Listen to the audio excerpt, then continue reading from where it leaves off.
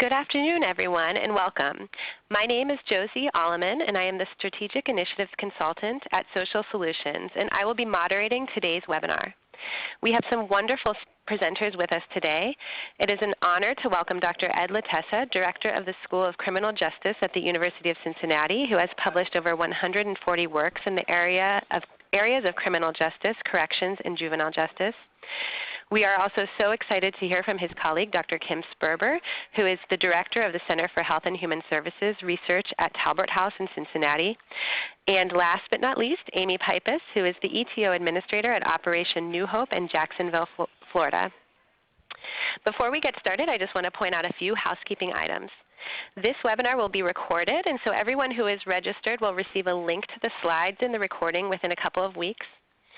And we will be answering questions at the end of this webinar and hope to have about a half an hour to get all of the questions answered. During the webinar, please feel free to enter any questions that you have into the chat box in the bottom left corner of the screen, and then we will take as many questions as possible with the time remaining after the presentation. Now let's move on to the presentation. So today's webinar focuses on how we make sure that organizations working with people formally involved in the justice system are providing the right services to the right people based on their risk and need. We're going to begin with Dr. Latessa, who will explain the theory and research behind the risk-need responsivity principle and why using this principle as a guide in our work is so important to actually improve the lives of the folks we are working with and not make them worse off. And we will then move on to Dr. Sperber, who will talk about the research she is doing at Talbert House with figuring out exactly how much of the services should be provided to people at different risk levels. And following those presentations, we will hear from Amy Pipus, who will talk about how Operation New Hope uses their data management system to encourage these good practices. Without further ado, I welcome Dr. Latessa to begin his presentation. Thank you, Josie, and welcome everyone. The title of my presentation is Reducing Recidivism Using the Risk-Need Responsivity Model, also referred to as R&R. This model is one that has been adopted really throughout the United States, North America, and much of Europe. It has a great deal of research behind it. I'd like to briefly go through some of the underlying principles around this model. As I mentioned, we actually have quite a bit of research that's been done over probably 30 years now or so that has indicated that correctional programs and services can, in fact, reduce recidivism significantly so. But not all programs are equally effective. And so the R&R model really addresses three basic areas: risk, need, and responsivity. Risk refers to the who we should be targeting with our intensive programs.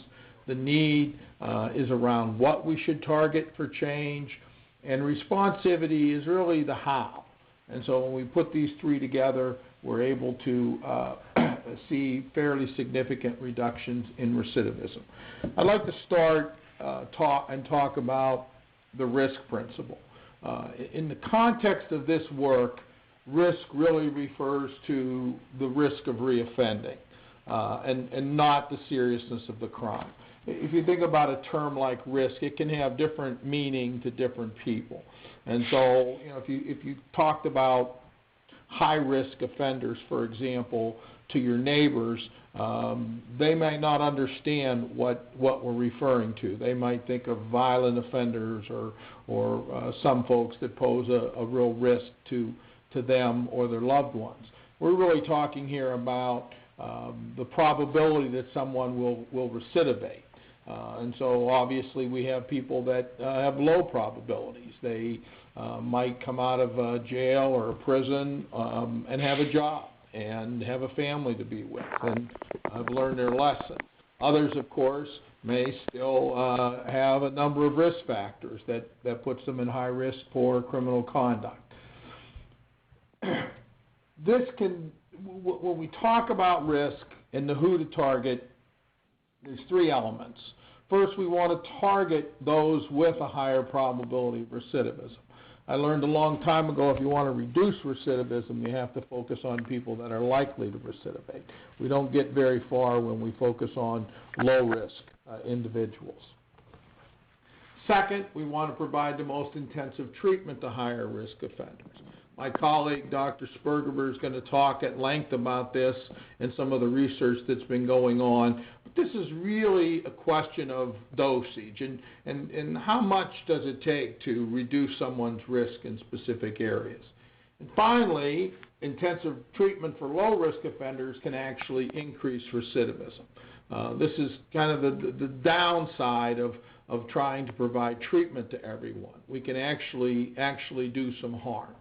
So let's start and talk a little bit about risk as a concept. This next slide shows the recidivism rates by risk level for a sample of offenders that were assessed using an actuarial risk assessment tool.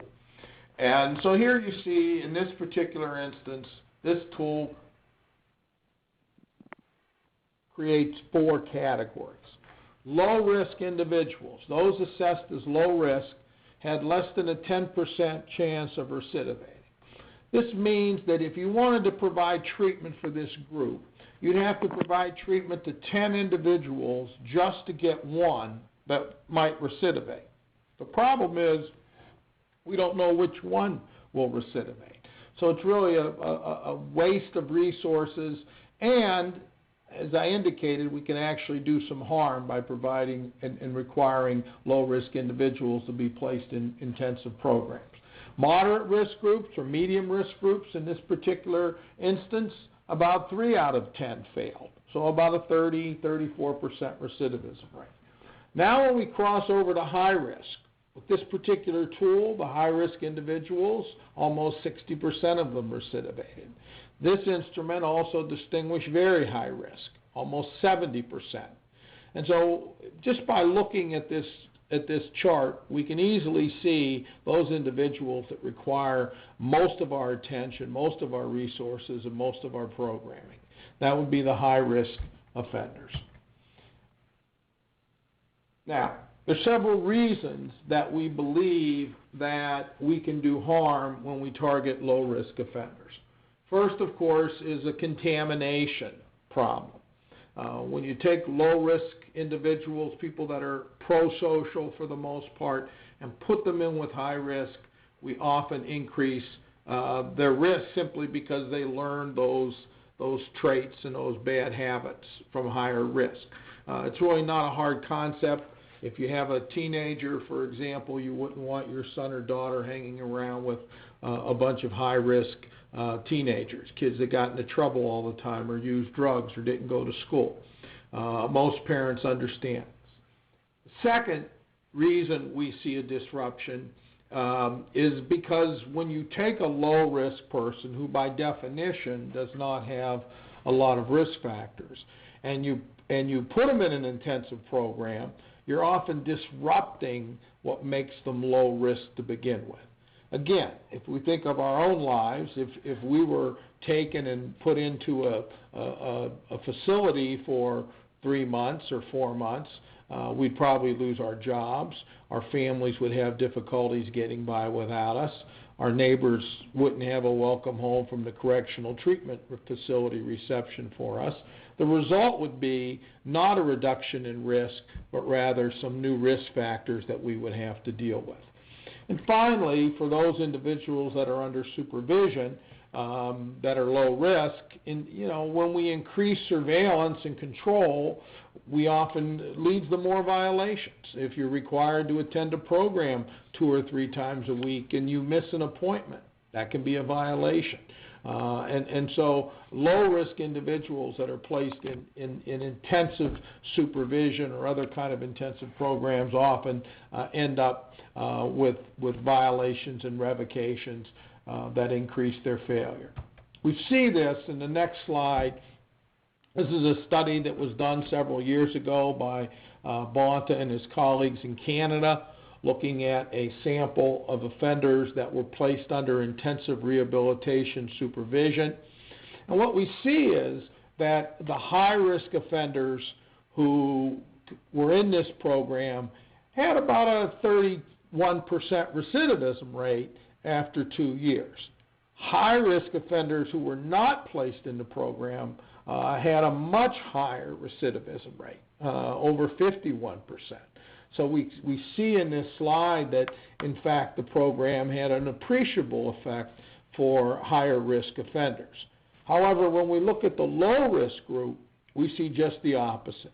Low-risk offenders who were placed in this intensive rehabilitation program had failure rates that were par with high-risk offenders.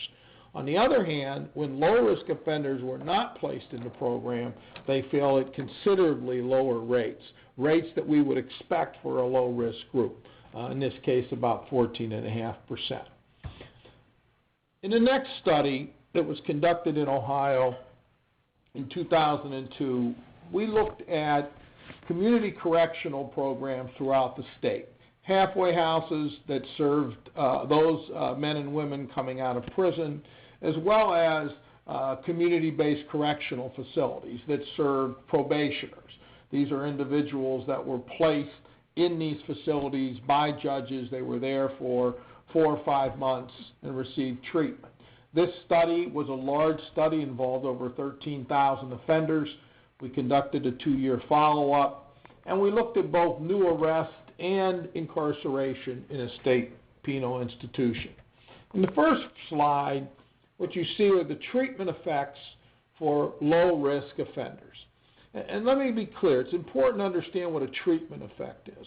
You know, if we have 10 individuals that are all coming down with the flu, not feeling well, they're all ill. We have 10 individuals that are feeling great, and those 10 individuals that are feeling great go to the doctor with those that are sick, sit in a waiting room with them, hold their hands. What are we going to find? Well, some of those individuals that aren't feeling well may feel better after visiting the doctor. They'll get some fluids, maybe they'll get some treatment. So let's say 30% of them feel better. That's a positive treatment effect, a treatment effect of 30%. On the other hand, those individuals that were feeling well, that went with them, some of them might get sick. Let's say 30% of them get sick. Right? That's a negative effect. But if we compare those that are sick to those that are well, we still realize that 70% of those that were sick are 70% of the group that were sick are still sick, whereas 70% of the group that felt well are still well. In other words, we've got a treatment effect with one group, no treatment effect with another. That's what we see in this slide. When we conducted this study in Ohio, we saw that many of these programs actually increased failure rates for low-risk offenders. The red bars indicate negative effects. In the next slide, we see the treatment effect for high-risk offenders. Now we see just the opposite effect. We see that 3 out of 4 programs actually reduced recidivism for high-risk offenders, whereas the same exact programs often increased recidivism for low-risk offenders. In 2010, we replicated the study. It was a bigger study, 20,000 offenders, and in the next 2 slides, you can see that we found virtually the same effect. Many programs had negative effects or outcomes for low risk, but for high risk, we saw most programs reducing recidivism. Pleased to say that in Ohio, many of the programs reduced recidivism 50% or more. So we've actually improved some of our programs. I realize that some of you work with juveniles, and so I wanted to include some slides from a recent study we completed here in Ohio. Of course, it's pretty obvious about the contamination effect that we can see when juveniles are placed in with higher risk youth. In this study, we looked at about 10,000 youth that were placed in one of 3 placements. Community, in which they stayed at home, they resided in their community, they received programs through the local juvenile court. Those youth that were sent to residential programs, and those youth that were sent to institutional programs. As you can see, there was harm done in this case at every level. Placing low-risk youth in a residential or institutional program tripled or more their failure rates. Similar results were found for moderate-risk youth. And in this case, even high-risk youth did not fare well when taken out of their home environment. In the next slide, we looked at recidivism rates by months. Now, my colleague, as I said, Dr. Sperber, is going to talk about dosage, but what this slide shows is that for low-risk youth and moderate-risk youth, keeping them too long also had a negative effect, whereas with high-risk youth, they were able to get a higher dosage while they were in treatment longer, thus showing reductions in recidivism over time. To sum up the Ohio study, we found that low-risk youth served in the community were 2 to 4 times lower recidivism rates than those were placed in residential programs. We also found that placing low-risk youth in substance abuse programs significantly increased their recidivism rate. Again, not hard to understand. When you take teenagers, surround them with kids that are using drugs and alcohol, they're often going to pick up those traits. And again, the dosage showed that higher risk youth needed more time and more dosage to get the stronger effects. The need principle is essentially the what to target. People have a lot of needs. We need a job, we need housing, we need people to care about us, but some of those needs are related to criminal behavior, some of those needs aren't.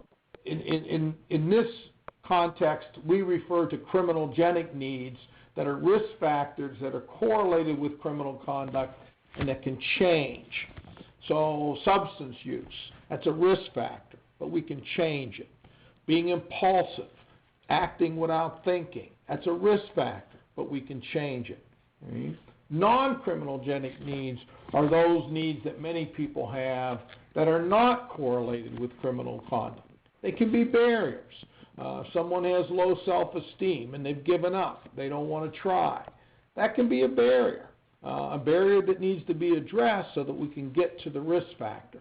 But in and of itself, it's not a particularly strong predictor of criminal behavior.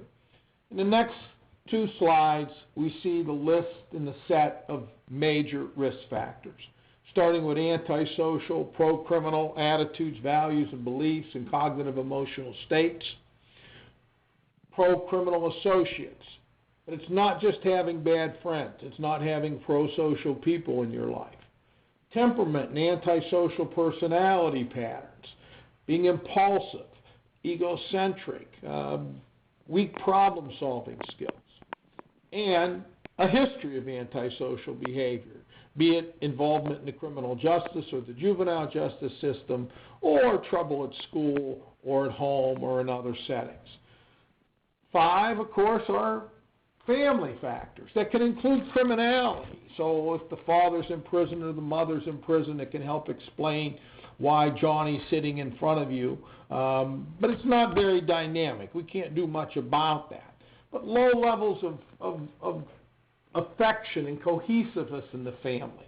For juveniles, it would include neglect and abuse, poor discipline, poor supervision. 6, low levels of personal, educational, or vocational or financial achievement. And the key word there is achievement. It's really about how people view work and view school and getting ahead. 7, low levels of involvement in pro-social leisure activities. And finally, substance abuse. These make up our major set. Again, the next slide, we show criminogenic needs. We show non-criminogenic needs. Again, people need a place to live. People need medical conditions, medical needs met. But those are not highly correlated with criminal conduct. In this next chart, what you're seeing is results from a meta-analysis that really shows that for most offenders, certainly for higher risk offenders, they have multiple risk factors. So the most effective programs are multimodality. They target multiple criminogenic needs, not one or two. People aren't high risk because they don't have a job. They're high risk because they don't have a job, and they hang around with other people that get into trouble, and they abuse substances, and they don't have an education, and so forth. In this next chart, I show some of the risk factors associated with a heart attack. And as you see in this, look at this list, what you see is that the first three are strong risk factors, but we really can't change them. The next set, starting with an active lifestyle, being overweight and high blood pressure, those are also risk factors, but we can change them. We can target them. And if we do, we can reduce our probability of recidivating. Now, of course, to get our risk, we need to consider both. Just because we can't change static risk factors doesn't mean they're not important. After all, most of us aren't worried about having a heart attack when we're 20 years old. It's not until 50 kicks in where we start to think about it. It's also important, I think, for people to understand that while there are two basic types of risk factors, dynamic and static, there's two types of dynamic ones. Things that can change quickly, like getting a job. That can occur very quickly. You can interview and start the next day. But other risk factors, even if they're changeable, they're stable. They take time. We're not going to change how someone thinks overnight. We're not going to make someone less impulsive overnight. That takes work. That leads us to the responsivity principle, or the how. There's two basic types of responsivity. First is what we call specific. People learn differently and have certain barriers that need to be addressed. Again, if you don't have a place to live, that has to be addressed. Right? If you can't read or write at a level that's going to help you get a job, that has to be addressed. Right? General responsivity really refers to the fact that most people respond to programs that are based on behavioral theories, cognitive behavioral and social learning theories, right, that really spell out how people learn. As I said before, specific responsivity, take into account learning styles, barriers, and assess these areas so that we can address them in our treatment programs. General responsivity, we want to make sure that we focus on current risk factors that influence behavior, that they're action-oriented. That is, that the fact that people are actively learning and practicing new skills on how to handle the risky situations, how to have better relationships with the people that care about them, and so forth. And staff follow some core correctional practices. In this next slide, we see results from a study, a meta-analysis done by Dawn Andrews that really shows that we see much stronger treatment effects when we use behavioral programs than when we use non-behavioral programs. The core correctional practices that I referred to include using good reinforcement, using authority appropriately, developing quality relationships, modeling, and structuring the learning so that people can in fact learn how to handle those situations they get in. In terms of the models, social learning, structured social learning is really not a hard concept to understand.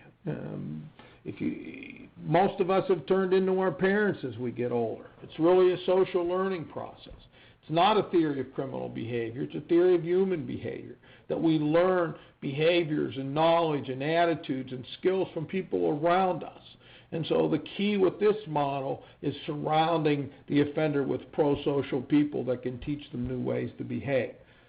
And cognitive behavioral approaches that target the thinking and the attitudes that often go along with the behavior, not taking responsibility, blaming others, minimizing what one does, and teaching offenders how to stop and think.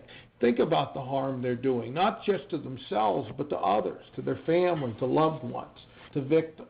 And so these approaches are really the most effective that we've seen in corrections. So finally, let me just say the lessons we've learned Pay attention to who you put into a program. We don't want to do harm, and we do harm when we target low-risk offenders. Make sure you stay focused on their criminogenic needs. If you want to reduce recidivism, you have to focus on those major set. And then how we do it's important. Practice, practice, practice. Offenders need to learn the skills, and they're going to learn them the same way we've learned skills, by having someone show us and practice them over and over again until we get them right. So with that, I'm going to turn it over to my colleague, Dr. Sperber. Good afternoon, everyone. I want to start by thanking Strategic Solutions for inviting me to speak and for giving me the opportunity to share some of the work that we've been doing here at Talbert House in Cincinnati. Talbert House is a large private nonprofit agency, and we offer services in the areas of corrections, substance abuse, mental health, housing, and welfare to work. I have the unique opportunity to be a researcher who is embedded in a practice agency, and I think that's unique because the intersection of science and practice has typically focused on the context of science driving practice rather than practice driving science. And so the research I'm going to talk about today that we've been doing on risk and dosage, I think, is one of those areas where practitioners are starting to drive some of those questions about how best to implement some of these principles that Dr. Latessa just covered. So hence the title of my presentation today, which is Quantifying and Executing the Risk Principle in Real-World Settings. So I'm not going to go back over the information that Dr. Latessa just presented. I just wanted to highlight the fact that at this point in time there has been so much research on the risk principle that I would argue that it's not something that should be debated any longer. We have hundreds of primary studies. We have no fewer than 7 meta-analyses looking at the risk principle. And no matter which population that we have examined so far, we have found that that principle holds, and that when we target higher risk offenders, we're more effective. That's where we get the biggest reductions in crime and therefore the biggest bang for our buck. And as was already shown, we harm low-risk offenders when we put them in intensive supervision and intensive services. And so if you'll recall Dr. Latessa's slides from the statewide study where we saw all those negative treatment effects for low-risk people, what that demonstrated was that there were 25 programs in our state that ended up increasing crime for low-risk people. And as practitioners, we all know that producing crime is not in our mission statements. And so we need to take a look at how this risk principle can be executed in the most effective way to get to our mission, which is public safety. So as practitioners, I think if you've been around for any length of time, we understand the risk principle from a conceptual understanding. So we get more services and more supervision for high risk, and we understand that we do less for low. The problem becomes that we don't know how much more or how much less, and that's where Talbert House found itself about 6 or 7 years ago when staff started approaching me about what should this look like. And so what we did was we tried to go about answering that question for our staff. And so our first logical step was to consult the existing science. And at that time, when we went out to the empirical literature, we just didn't find that much out there. There was a meta-analysis that had been done in the late 90s by Mark Lipsey that looked at 200 studies on serious juvenile offenders. And that study wasn't a direct test of dosage, but there were some findings that could give some guidance. And so his meta-analysis found that programs that lasted on average about 24 weeks or roughly 6 months seemed to produce a better effect on recidivism, and that programs that provided on average about 5 hours of treatment per week also demonstrated a stronger effect. The second study, the Bourgeon and Armstrong study in 2005, was a more direct test of dosage. And so they actually looked at over 600 inmates in prison and broke them into various groups by risk and need and gave them different levels of treatment and then compared them to inmates who hadn't been treated whatsoever and followed them out and compared their 12-month recidivism rates. And essentially what they found was that 100 hours of treatment was sufficient to reduce crime if you were moderate risk or if you had few needs. 200 hours was sufficient if you were high risk with few needs or if you were moderate risk with multiple needs. However, if you were both high risk and high need, 300 hours didn't seem sufficient to reduce crime compared to a no treatment comparison group.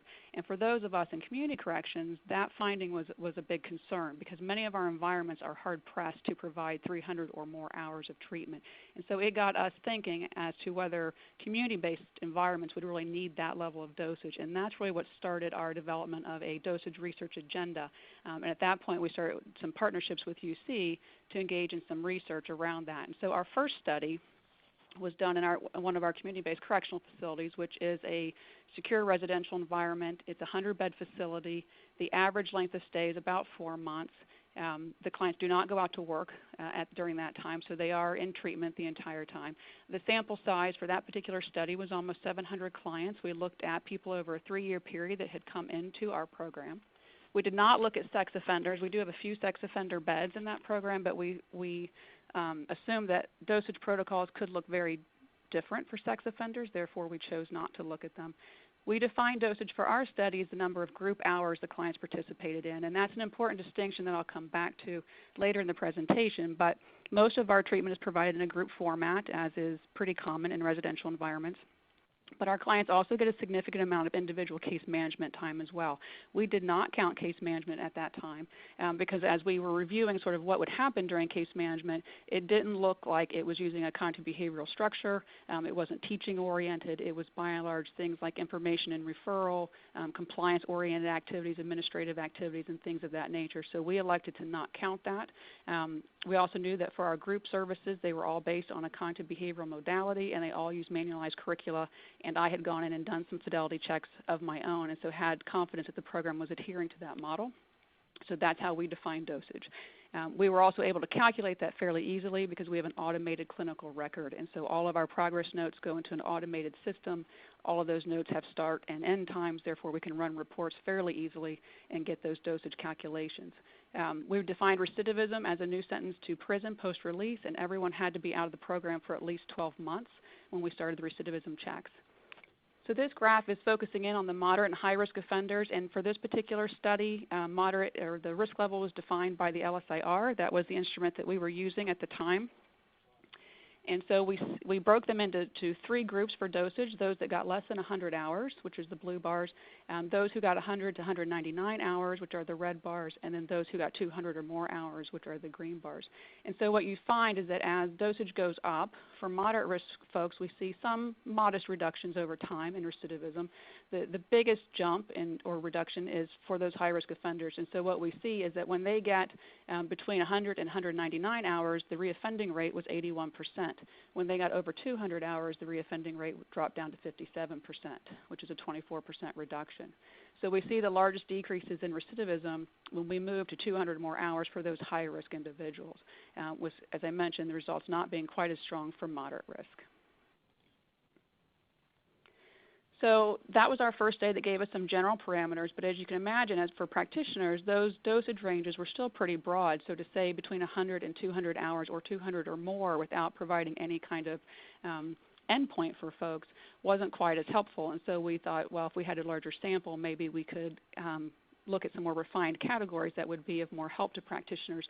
So we expanded the sample to over 900 clients, and then we broke those increments down into increments of 50 hours at a time rather than 100. And then we looked at the risk categories of low, medium, and medium high.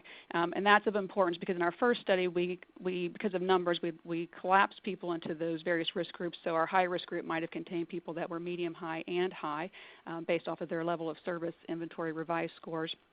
Whereas this time we stuck with the pure category. So for example, we don't look at low risk because out of those over 900 offenders, we had 10 low-risk folks, and we don't have any of the truly high risk because out of over 900, there were only 39. So we just simply deleted them from the study this time around. And so you see the same methodology as before. It's the same facility. We just expanded the timeline out till the end of 2010. We excluded sex offenders again. Dosage definition was the same. Recidivism was the same. And so these are the findings from that particular study. And these, I think, are of much more interest and give some more fine-tuned information to practitioners who are looking for some guidance about dosage. And so if we start with those low, medium risk offenders, what we see in the green bar are the people that got less than 100 hours. And so their reoffending rate's around 37%. When we move that dosage up to the 100 to 149 range, we see a substantial reduction in recidivism. But as soon as we go into 150 or more hours, reoffending goes up. It actually more than doubles. And so we start to see the harm that was mentioned by Dr. Latessa, that when we overtreat people or we overdose people, these are the kinds of results that we get.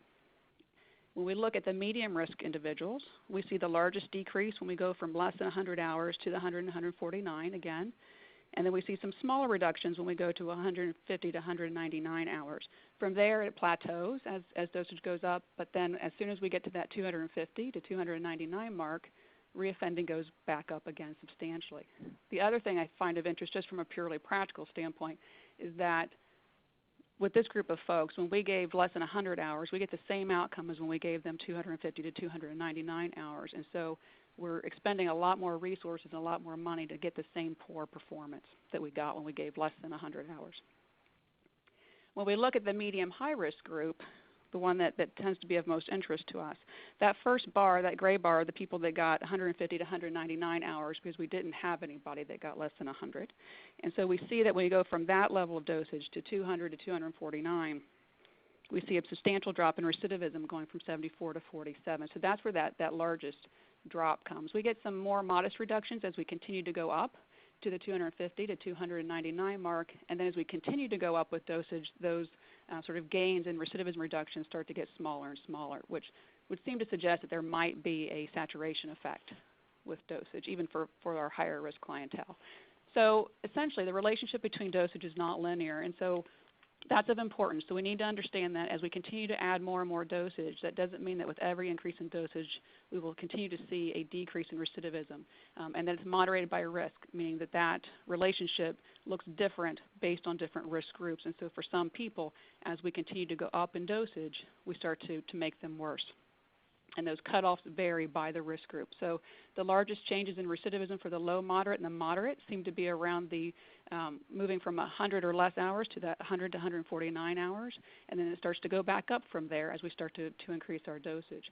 And for higher risk offenders, the largest reduction was when dosage went from 150 to 199 to the 200 to 249 mark. And while we got reductions in recidivism with higher levels of dosage past 249, they start to drop off substantially. And so part of the question there for practitioners becomes also one of return on investment, because providing that level of treatment is not easy to manage in many environments.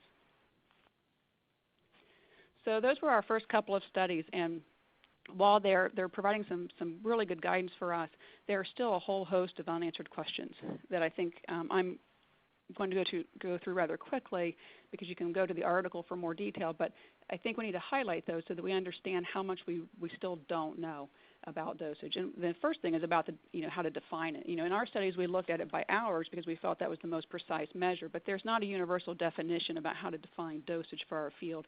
And if you look to other fields, they have other definitions. So for example, in the addictions world, they often look at length of stay or number of days. If you look to the psychotherapy literature, they tend to look at number of sessions. So there's not this sort of universal definition of how you define dosage. The second question is what counts. So for our study, it had to be targeting a criminogenic need. You had to be using interventions that were based off of kind of behavioral modality, and we had to have some sense of fidelity. And that was based on sort of what we thought should count. But there are certainly other things that people might want to take a look at. The third issue is the prioritization of criminogenic needs. So for example, you could make the argument that focusing on some predictors, particularly the stronger predictors of crime first, might make more sense. So for example, would it make more sense to provide dosage around antisocial attitudes prior to engaging in services that are around employment, which is a second-tier criminogenic need? So there are questions around that have not yet really been studied in any meaningful way. The fourth question is about how to count dosage outside of treatment environments. So to date, the studies that have been done on dosage have been done within residential environments that are providing traditional treatment. But there is some sense that probation and parole contacts, for example, could count as dosage. So for example, there is research to show that what's done within a probation or parole session matters in terms of recidivism reduction. So there is research to show that if I take too much time to engage in compliance talk, for example, as a probation or parole officer, that's linked to higher rates of reoffending. If I cover too many topics in a single session, that's been linked to higher levels of reoffending.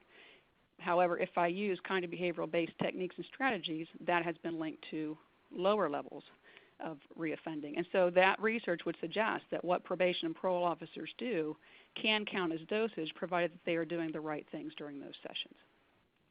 But that has not yet been studied in the context of dosage. The fifth question becomes one of sequencing of dosage, both within a single episode of care and across systems. So for example, within a single treatment episode, if we start focusing on too much on hours, it could be about cranking people through the hours, right? So instead of 200 hours across 4 months, it might be, well, you know what, I can get you through 200 hours in 4 weeks and we can get more people through our program. And yet we've not looked at how much time needs to take place to get those 200 hours in so people have enough time to internalize change, practice the things that they're working on, et cetera. Across systems, it becomes a question of sort of when does the clock start for dosage. So, for example, if someone is in prison, let's say they got 100 hours of treatment, then they come out into a halfway house here at Talbert House, and we assess them, and our risk instrument says they're still high risk. Do we still need to provide another 200, or can we say, well, if 200 is what's necessary for high risk and they've had 100, we now are only responsible for another 100? Those kinds of questions haven't really been asked and answered through an empirical process. The seventh issue is around the impact of program setting. So, for example, would dosage protocols potentially look different in outpatient versus residential? What about halfway houses? So, for example, even at 200 hours, it can be a bit of a push to get that much dosage in a halfway house setting because the focus is often on employment. And so the men and women are out in the field working much of the day, which doesn't make them very available for treatment. And so there's also a question about the buffering impact of employment, and so maybe the dosage protocols could be lower even for high-risk people in those environments, and those kinds of things haven't really been looked at yet as well. The eighth item is what about people who are low risk in terms of their criminogenic profile, but maybe they're high risk for a very specific criminogenic need. And the most common question that I get here in Ohio is what about the people who are coming in scoring low risk for criminogenic issues, but they're an opiate addict? So the example is, or let's say a nurse who gets hurt at work, is given a prescription for painkillers and inadvertently gets addicted, and then somewhere down the line commits a crime in furtherance of that addiction and ends up in one of our programs. He or she will come in with a very low score on the risk tool, but they're an opiate addict. And so if you go by strictly criminal justice dosage protocols, we typically say we don't do a lot of treatment for low-risk individuals. But if you look at the addiction treatment literature, you would find that that would not make any sense for someone that's suffering from an opiate addiction. So those kinds of things, like the intersection between criminogenic risk and addiction severity, for example, haven't been looked at yet in a meaningful way. The ninth issue that we've outlined as something that needs to be taken a look at is special populations. So, for example, the studies that we've been doing and the ones that preceded ours were done on men. And so we don't know, for example, how that might apply to women, to special types of offenders like sex offenders or domestic violence offenders, for example, juvenile offenders. And so there's a lot of work that can still be done there so that we don't simply assume that there's a one-size-fits-all dosage protocol. The next issue is around skill acquisition of individual offenders. So, for example, all of this research has been done on offenders as a group. And so these protocols or these recommendations around dosage are about how offenders fare in the aggregate. That's different than the individual offender that might be sitting across from you at your desk today. And so, for example, we could have two clients come in, both score high risk. One halfway through treatment you notice is doing fairly well. They're working hard. You see behavioral indicators which suggest that they're changing and improving. And you could have the other one who is making no effort, doing the minimal they need to do to stay in the program, not really demonstrating any change. And so the question becomes, do those two folks really represent the same need for dosage, even though they both score as high risk? And so we've not yet looked at sort of the individual within these sort of aggregate level recommendations. The 11th area is identifying other moderators of the risk-dosage relationship, and this is where things like responsivity come in. So what about people that have a severe mental illness, for example? What about people with low cognitive functioning? What about personality types? Could the risk-dosage relationship look different within those groups of folks, and how, and what would that look like for us? And we've not yet taken a look at that either. And then finally, are there conditions under which dosage produces minimal or no impact? So, for example, the saturation effect that I mentioned, or are there certain subgroups for whom, even if we gave them 5,000 hours, we're not really going to see much of a change? And probably the most debated population there would be psychopaths. And so even though we don't see a lot of those in community corrections, we do get some of them. And so there are some legitimate questions that are being asked about some of these specialty groups and whether dosage can even have an impact for them at all. so because of those all those unanswered questions here at Talbert House in our research center, we have constructed what we're hoping to be a fairly comprehensive risk dosage research agenda to start knocking out some of these questions and start answering them for our staff so that they can figure out within their infrastructure how best to deal with those things. And so some of the studies that are in various stages of completion right now that we hope to be releasing soon, we've got one on high anxiety male offenders, we have one on female offenders, and we have one looking at the context of, or looking at role play within the context of dosage so that we understand that it's not just about the hours, but what you do within those hours that matters. So what do we know? Research clearly demonstrates that we need to vary supervision and services by risk. We do currently have some evidence-based guidelines that would suggest that at least 100 hours for moderate risk and at least 200 for high. However, we shouldn't misinterpret that number to imply that 200 hours is required to have any impact. So in those statewide studies, for example, that Dr. Latessa referenced, in the first one, they found that 64% of our halfway houses reduced rearrest for high-risk offenders. In the 2010 study, 57% demonstrated a treatment effect for moderate risk and high-risk offenders. I'm fairly certain that I can say that most of those halfway houses weren't providing 200 hours of treatment in either of those studies, and yet they were demonstrating an impact. It's probably just that we're not demonstrating as large of an impact as we could if we had the 200 hours in place. There's not likely to be a one-size-fits-all protocol for administering dosage, and therefore because of that and because of the fact that these guidelines are just that, they're guidelines, as practitioners we still have a responsibility to tailor those interventions to that individual's specific risk need profile based on the best available evidence for what's going to reduce recidivism for that specific individual. And so in order to do that, there are a number of things that agencies need to have in place. One would obviously be a process for assessing risk, which many organizations now do. But beyond that, we need to have modified policies and curricula that allow for variation in dosage by risk, and more than allow it, help direct it. And that's going to look different for every program based on their infrastructure and resources. So there is no one right way to triage dosage and supervision by risk and need. Agencies need to define what counts as dosage, and then they need a mechanism to measure and track that. So as I mentioned, we track it by hours. Some organizations wouldn't be able to do that. Maybe the best they have are attendance logs, so they might do number of sessions. So I think an organization just needs to look at what's available to them, what makes sense for their proxy for dosage, and do the best they can as a starting place. Is there some way to look at quality versus quantity within your organization? So not just counting the hours, but what's happening in those hours. Is it evidence-based? Is there fidelity to the model, et cetera? And then is there a formal continuous quality improvement mechanism within the organization to monitor whether clients are getting their dosage and the quality of that dosage? And then if we are going to go outside of these evidence-based guidelines for certain subpopulations, are we monitoring those outcomes for folks to see that those decisions that we make seem to make sense and seem to be producing a good outcome? And then just as in conclusion, we've got a number of well-established evidence-based guidelines and evidence-based practices in the field. R&R to me are basically those principles or evidence-based guidelines. Things like risk assessment, cognitive behavioral treatment, those are evidence-based practices. Where we need to get to next is how you bring that individual client in to all of these sort of aggregate-based kinds of principles and practices to say what makes the most sense for this individual client in front of me right now. And I think that's where the practitioner-driven continuous quality improvement and data types of activities that we all engage in could intersect with research to start to drive this process so that we can continually move the field forward to maximize public safety outcomes, which is the sort of the joint mission of both researchers and practitioners in the field. Okay, well, thank you so much, Kim, for that wonderful presentation. Next, we're going to move on to Amy Pipus, who's going to talk about some practical application of this information in Operation New Hope's data management system, working with folks in reentry. Amy? Can you hear me now?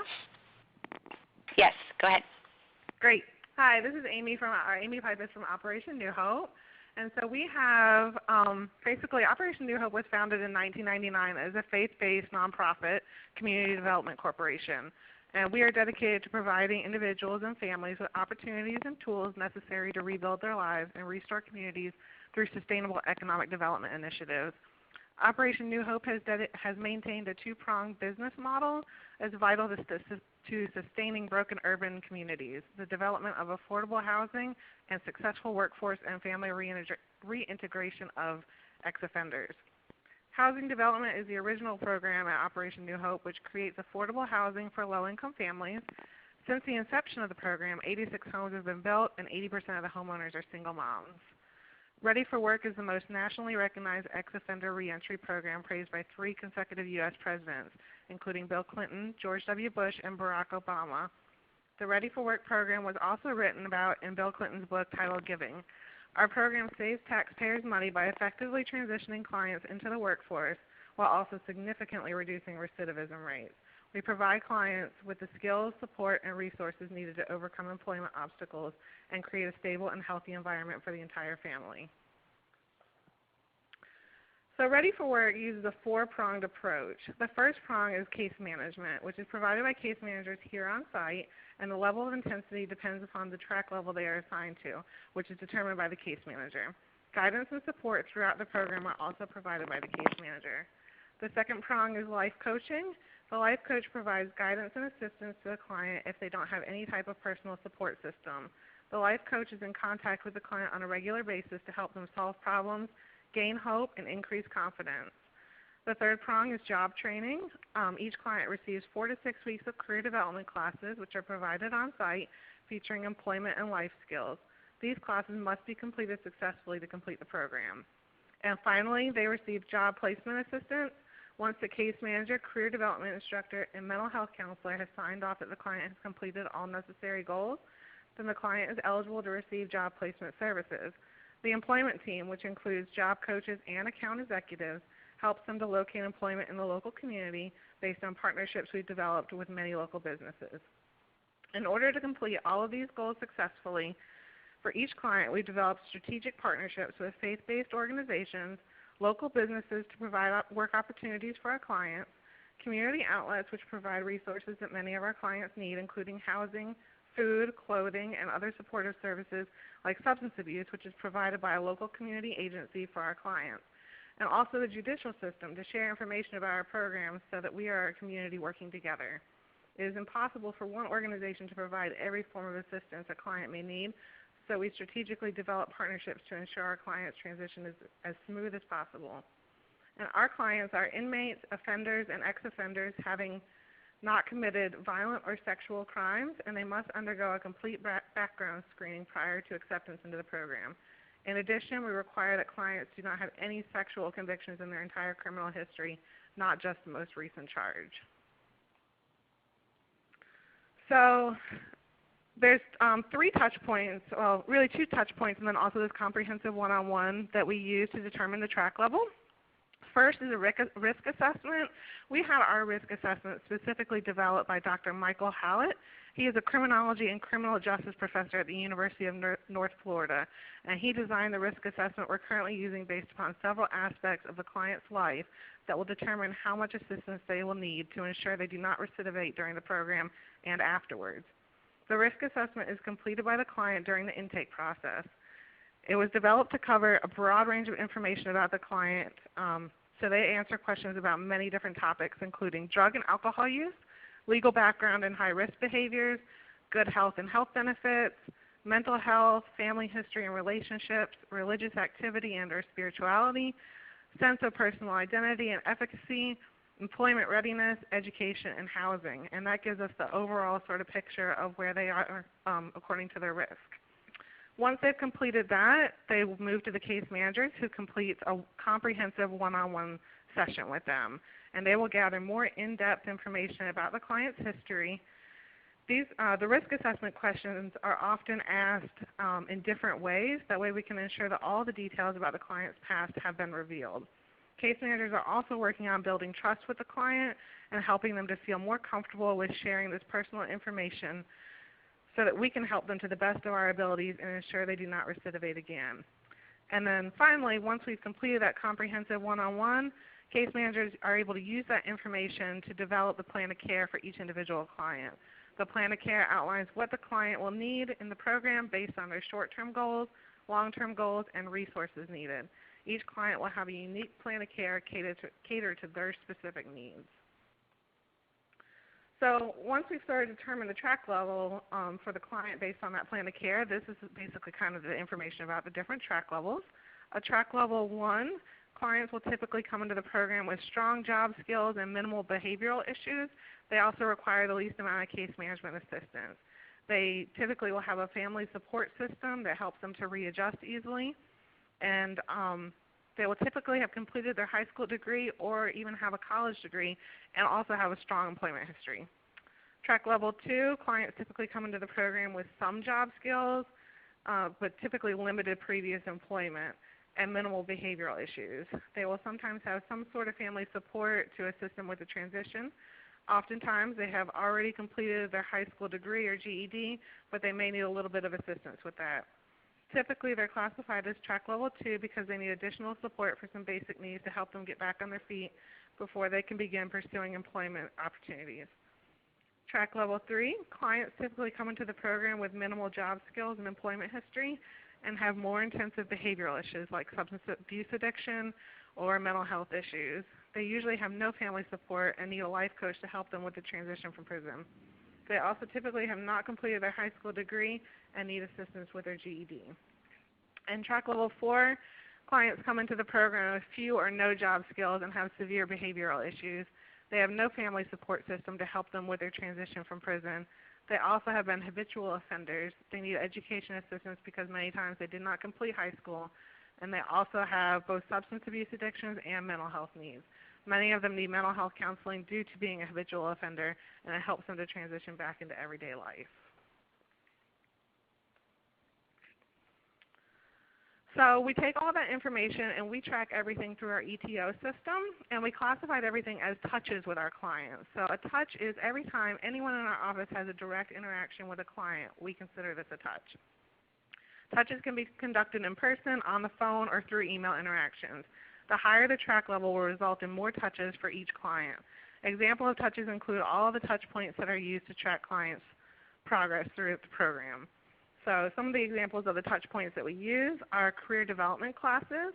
We track attendance every day that a client is in class. In addition to attendance, we also track their punctuality, dedication, behavior, and participation.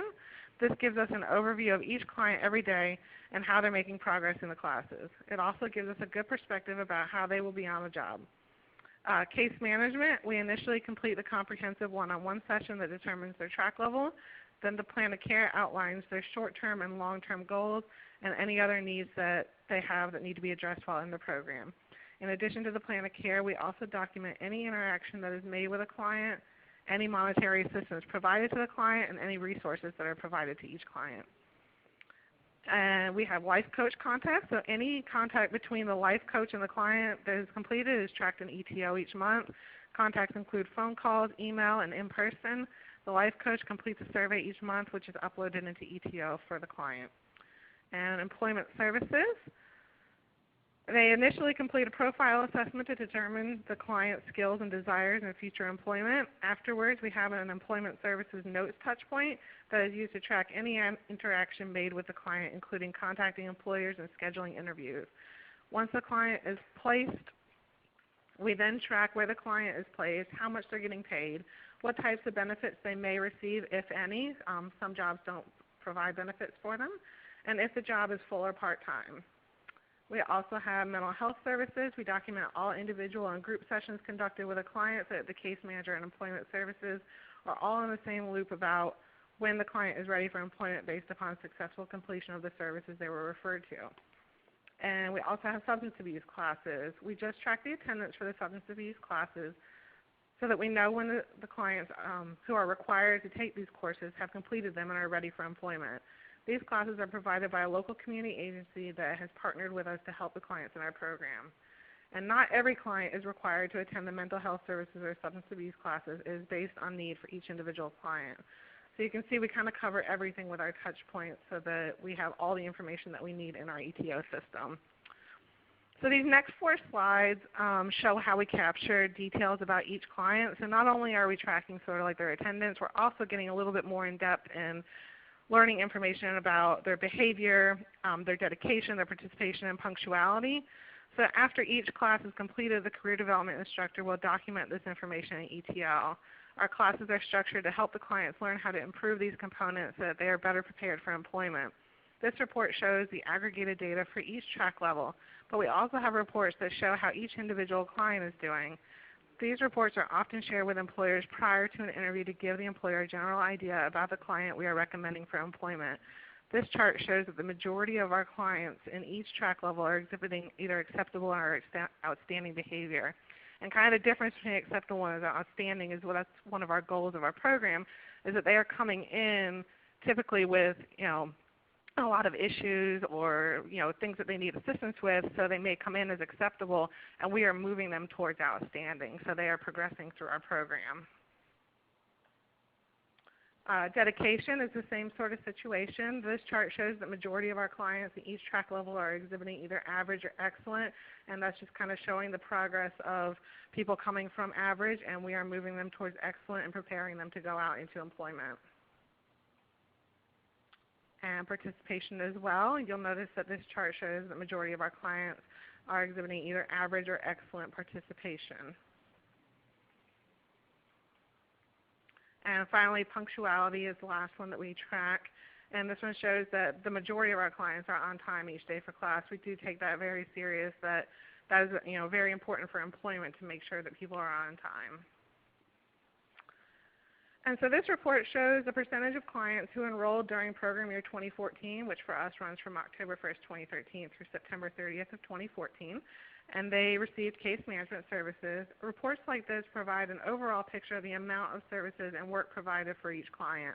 Also, it helps us understand how much assistance the clients are going to need before they're able to begin their employment search and be successful in life and not recidivating in their future. You can see on this chart that track 3 and 4 clients are 65% of our client base and need a lot of assistance from us to ensure they are successful and do not recidivate in the future. And so based on all the information that you've just heard, this is sort of some of our recidivism rates. Because of our efforts with our clients, our recidivism rates are much lower for clients who complete the program than those who do not.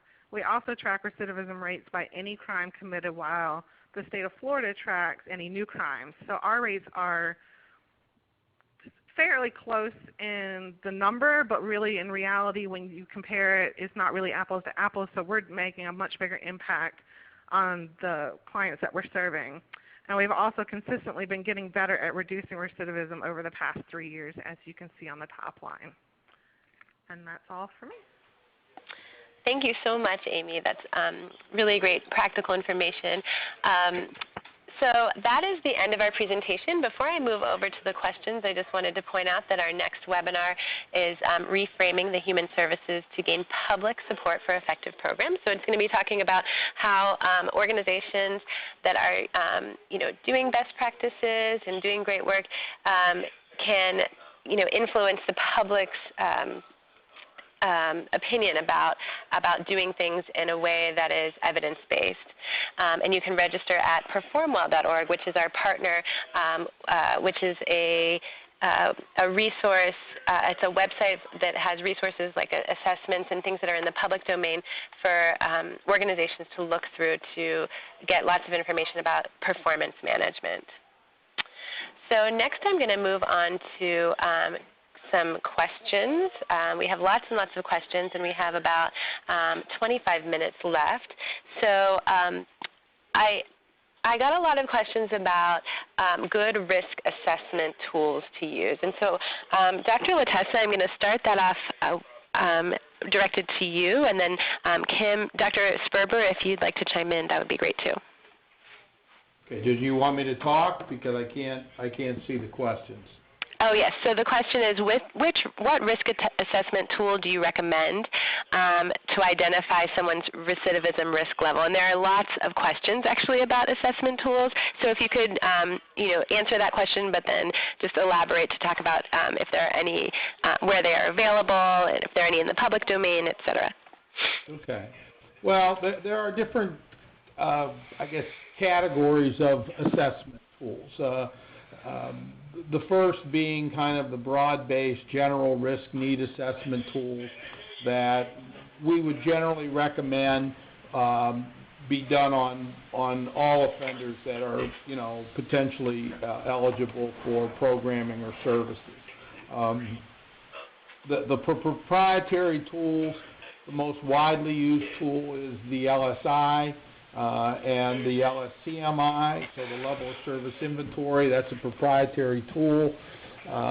There's also Compass, which is a system, which you purchase the system, and there's a cost for both of those as well as training. Non-proprietary, there are a number of tools there. The Wisconsin is a tool that's still widely used. We also developed in Ohio a tool called the Ohio Risk Assessment System that actually has multiple tools. It has a community supervision tool, it has a prison intake tool, it has a reentry tool. That tool is non-proprietary as well and is available. We can send out that instrument to anybody that's interested. That instrument is used in Indiana, and Texas is about to adopt it as well. They're going to call it the T-Rex in Texas. So those are the broad-based kind of assessment tools, and then there's a lot of homegrown ones like the one Amy described that was developed for their program. Other tools can be used to target or to address specific areas. So there are a number of substance abuse assessment tools.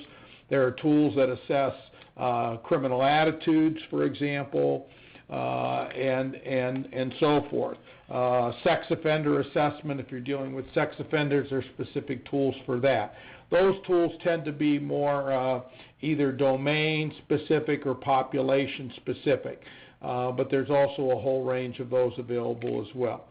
But anyone that wants to email, I'd be happy to send them information on the Ohio Risk Assessment tools. Okay, thank you so much. Dr. Sperber, would you like to add anything? Or? No, I don't really have anything to add. Our agency used the level of service inventory for 10 years, and now we use the ORAS tools. Okay, great. Next question, again for Dr. Latessa. Are there any specific CBT techniques that work best for this population?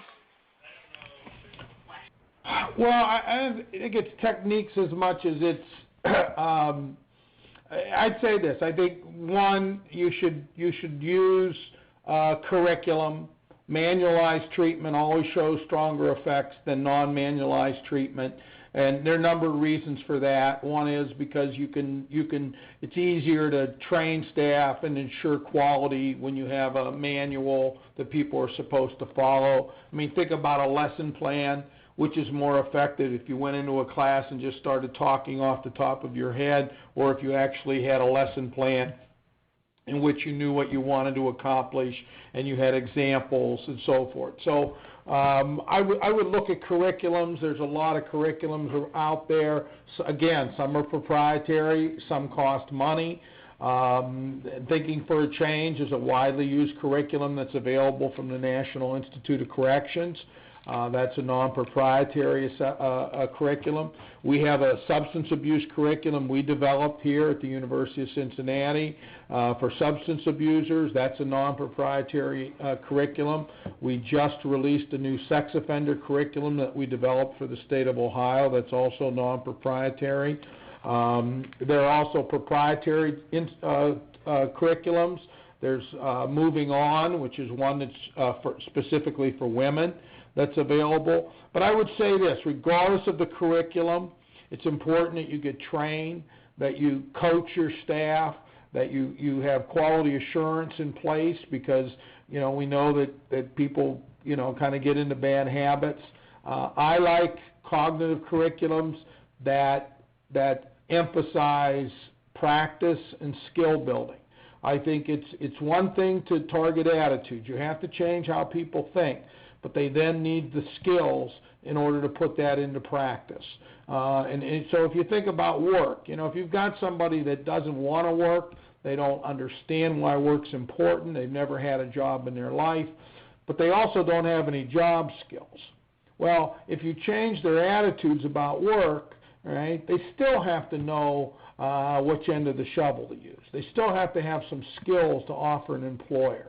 And so when you put it together, you're much more effective than when you just target one without the other. So I'm really a big fan of curriculums and programs where people get a chance to really practice the skills that they're learning. Great, thanks so much. The next question is for Dr. Sperber. Can dosage levels this high be accomplished in a non-residential community correction setting? I think it would depend on what type of setting we're talking about.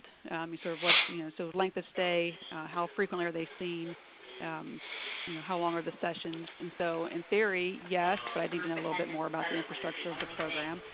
But again, to reiterate, while we're striving to get to that 200, organizations that can't get there yet, I would argue just need to put a plan in place to keep moving toward that number and simply keep working toward getting their dosage as high as they can within the parameters established for each risk group. Because that's where we see optimal impact, not that we see any impact. Okay, thanks. Going back to kind of the assessment question, I know we talked about where to find non-proprietary assessments, but someone asked it would be great to hear tips on how to do assessments to separate low, medium, and high-risk clients. I'm wondering if Dr. Latessa or Dr. Sperber feel that they can answer that at all, or if they would need.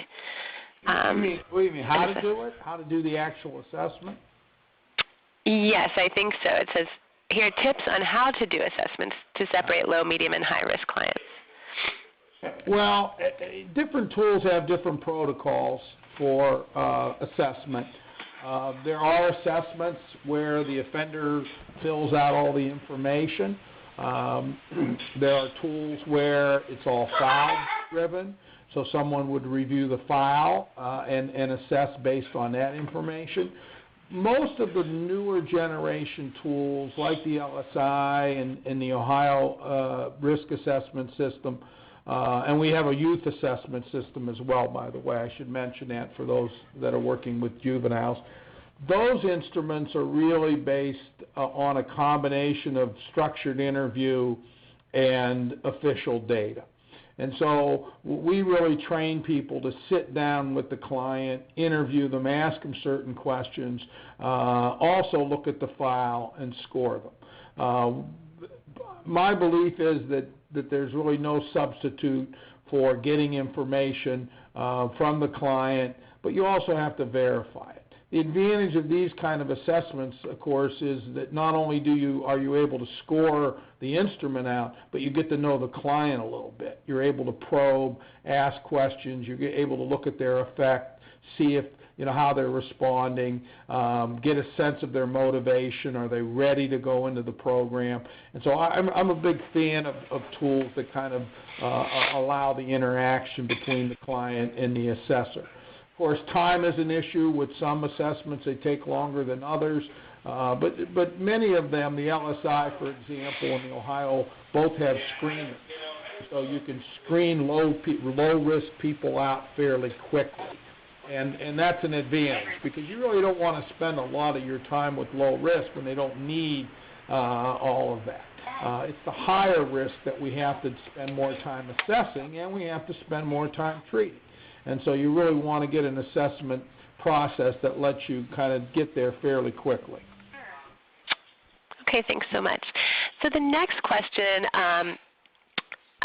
talks about quality. So Dr. Sperber, what emphasis was placed in looking at the appropriateness and quality of treatment given by the various program providers?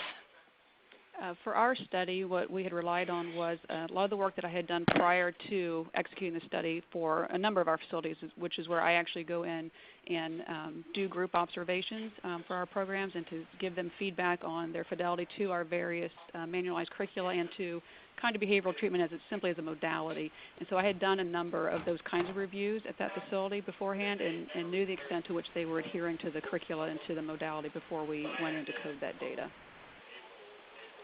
Okay. I have a few more for you, Dr. Sperber. Okay. How were you able to get data on offenders who were out of your program for 12 months? The recidivism data, I'm assuming? Yes. Yes. For that particular study, we were able, because it was return to prison or a new prison sentence, we were able to get that data from the Ohio Department of Rehabilitation and Correction. So our prison system provided that data. In some of our other studies, we have to rely on rearrest, and we are The only option we have is to go on the Clerk of Courts County, the websites, and look people up by hand. Okay, interesting. And you talked about the limitations in terms of not knowing enough about, female population or sex offenders. Are you aware of any studies that compare dosage by risk level between male and female youth? If so, any differences? None that compare them on gender. As I mentioned, we have one nearing completion that looks only at women. We're not comparing them to men per se, but we're looking at a cohort of women that we will have probably coming out fairly soon. But our research is limited to sort of like low and low moderate risk. Moderate risk, we don't have any truly high risk women in the study, but we're able to make at least some statements about moderate risk and lower. Okay. Can you describe CQI a bit? Someone had a question about what is CQI.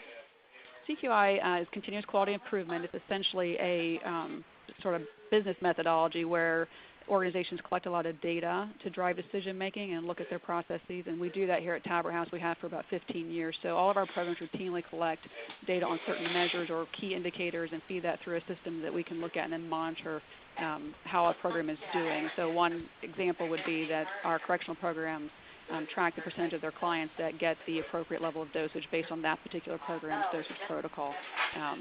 And so we've done that for a number of years here at Talbert House so that we're using data to inform our business methods and our business decisions. Okay, thanks. Amy, this next question is for you. Is the risk assessment from Dr. Hallett broadly available that you use? No, it was designed specifically for our program. Okay. And another question we had was, what is the ETO system? And I can answer that one. ETO stands for Efforts to Outcome. It's a software system that Operation New Hope uses to track their progress. And so we will send out information when we send out the slides. And if you go to our website, socialsolutions.com, you can find out more information about the software. Let's see. Another question is for Dr. Latessa, for the non-proprietary materials that you spoke about, can you direct people in terms of where they can find these or how they can find these tools? Yeah, probably the easiest is to simply email me. Okay. Josie, can you make that email available? Sure. We'll send out the contact information when we send out the slides. Yeah, email me. The assessment tools I can send electronically. Some of the curriculums are too large, and what we do is when we get a request, we set up we have a website where you can go and download it, but we send that out individually. So just have them send an email to me, and I'd be happy to see that it's sent to the right person. Okay. Dr. Sperber, the next question is for you. When you were talking about the study, does this dosage correlate to the first 6 months to 1 year of either release from an institution or a high-risk individual who is just beginning their term of correction supervision in the community? In the CBCF at that time, those were people who typically were directly sentenced by a judge and were on felony probation, so they're not coming out of prison. So you don't have that sort of high-risk time, but they would be early on, at least in that particular conviction, early on in their time under supervision. Okay, and can you just clarify again what was to be considered, hours of service when you were doing the studies? Sure. We looked at our primary way of delivering treatment in that facility is through group treatment. So we looked at our group time. We did not count case management for the reasons I outlined earlier, because at that time it wasn't based on kind of behavioral modality. It wasn't teaching and directive. That's changing now, but for that reason we did not choose to count case management time as part of dosage. Okay. So it was only treatment, I will say. It was not things like GED classes, et cetera. It really is only based on the delivery of treatment services. And so it's going to change because case managers are now going to be trained in these techniques? Is that? It will likely change. All of our case managers have recently gone through training in what's known as the EPICS model, the Effective Practices in Community Settings, which is a CBT-based model, and they're using that model now for case management, and we're in the process of monitoring and establishing what our fidelity levels are. And once we have a sense that we've reached adequate fidelity, then we will allow our programs to count that as dosage. Okay, so then any case management hours would be counted. As long as we have sense that it's CBT-based, yes. Right. Okay. And attacking criminogenic needs. Right. Okay, that's interesting. Okay, and when we're talking about the dosage, in what span of time are you counting the hours? I mean, is it they asked by day, week, month. How are you actually counting that someone reached 200 hours? Is it? It would be for their entire. Yeah, it would be for their entire length of stay. So in that particular program, that on average, it's about a 4-month program. With a high-risk offender. In that environment, many of our high-risk people are getting 250, 300, but it would be across the scope of about 4 months for most of them. Some of them less. Okay, and again, another one for you. Can you elaborate on how sex offenders might have skewed the study in your view?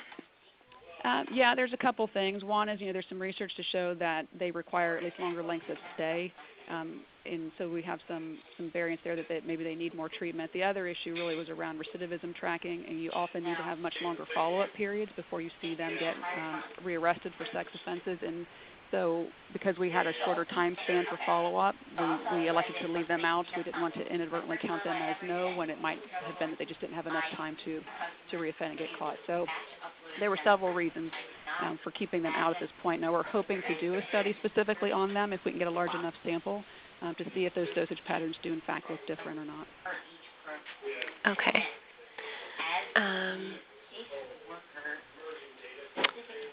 So let me see. I'm just checking to see if there are any other questions that I didn't ask. Okay, Amy Pipus, does Operation New Hope have a time frame for service? Yes, we provide services for 1 year. So once they sign on to the program, they will get the career development and the employment services right up front within the first month or two, and then we stay with them for the remainder of the year, providing any assistance that they need. Okay, thanks. And a few more for you. What is your remedial training process for clients who are challenged with meeting the standards for successful completion of your program? And what, if any, referral do you do for those who do not complete? We make a lot of referrals out to the substance abuse where they can have a GAIN Q completed program, and then also our mental health providers so that they can assess and see if there's any needs that the client specifically has. If they don't actually complete the program,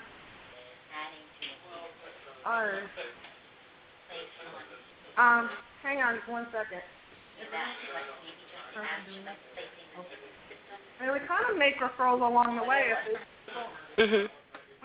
A lot of the times we've just lost contact with them, so we're not able to do any type of follow-up. Okay. And are the tracks that you spoke about, are they separated by risk or just by need? And is recidivism tracked by each track? They are separated by risk, and currently we don't have a report written to separate that out, but it's very easy. Everybody has their track level in there, so recidivism can be separated by track level. Okay. And why does Operation New Hope decide to not serve folks with sex convictions? Due to basically a lot of the employers, it becomes a high risk or it becomes a high liability for them on their insurance, and placement is very challenging. So I'm sorry, can you repeat that last part? Sure. We also don't have the staff with the right background or with a background to really make those placements. Okay. And a lot of placements are hard to place just because of the liability with the employers. Okay. So it's a bit about target population. Okay. Let's see. And one last question, this can go out to all the speakers. Is there an opinion on what the best life skills programs are available out there? Dr. Latessa, do you know of any? You know, that's one of those vague terms. Life skills can be almost anything, and we have to be very careful, you know, to use those terms. I'm not a big fan of so-called life skill curriculums because they can be all over the map. I really think you have to look hard at specifically what's being targeted. I don't know of any particularly great ones that I would recommend that are available. Okay. And this is for you again, Dr. Latessa. Where can folks find additional research to support the R&R model? The research R&R model. Sorry. Well, that's a vast amount of research that's available. If they go to our website, www.uc.edu/criminal-justice, and they go to centers, we have many of our publications and studies and articles, dissertations, all available on the web, and so a lot of the information is there for them that they can download. That would be a good place. The other place would be to go to the National Institute of Corrections. They have a very large reference library, and you could make requests for them or any of these topics, and they will do a search and send you information as well. So those would be two places that they could start. Okay, great. Okay, well, I think we have answered most of the questions, and it was lots about the assessment tools. So I hopefully everyone got a lot of information about assessments and where to find some proprietary and non-proprietary. And I just wanted to thank all those presenters again for a really wonderful, very informative presentation on risk level and matching the level to the services. And with that, I'm going to conclude the presentation. Again, we will send out the slides and the presentation within a couple weeks to everyone who was registered. Thank you so much.